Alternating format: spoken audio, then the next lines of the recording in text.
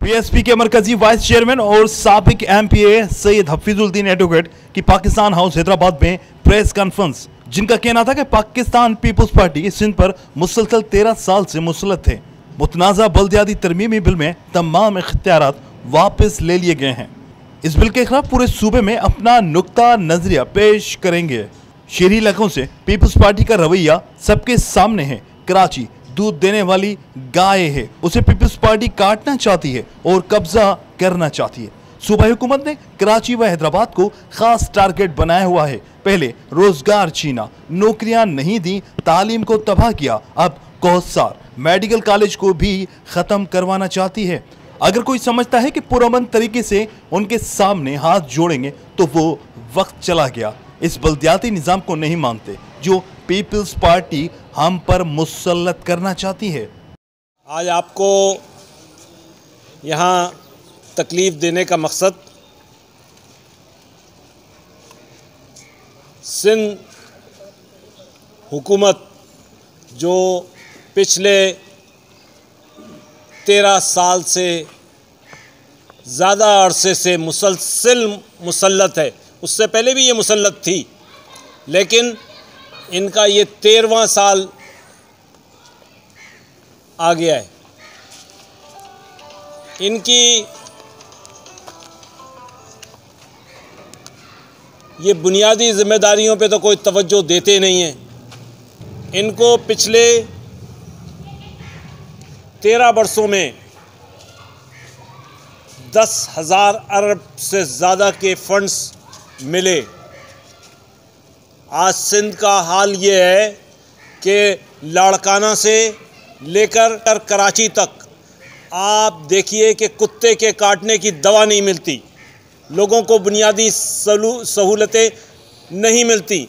ये ऐसी सारी सूरत हाल में इन्होंने अब किया ये है कि बल्दियाती आपके सामने तफसीलात पेश करता हूँ कि ये है क्या।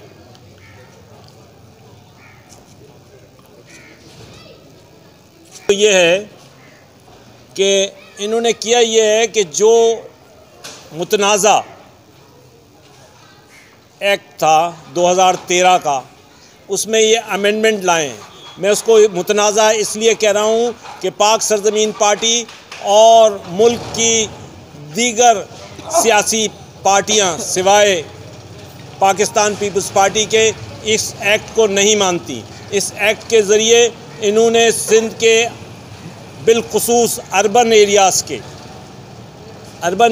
के तमाम इख्तियारात छीन लिए थे।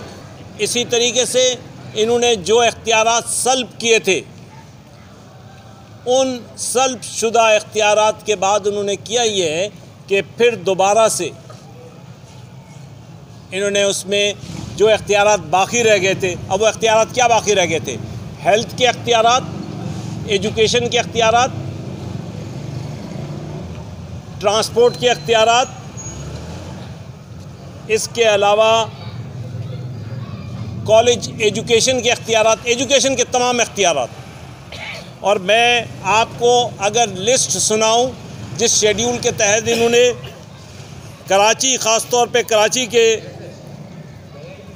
के जो इदारे, पैसे तो पूरे सिंध के इन्होंने कंट्रोल हासिल किया है। तमाम मेडिकल और teaching colleges,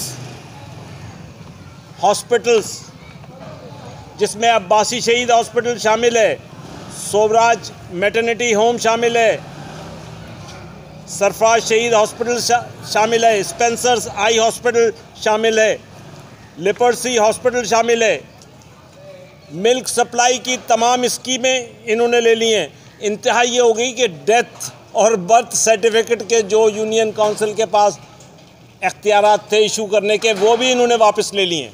Pakistan peoples party exploit कर रही है लोगों को, सिंध के लोगों को, और ख़ास तौर पे अर्बन सिंध के साथ उनका जो रवैया है वो उसको किसी तरीके से छुपाया नहीं जा सकता।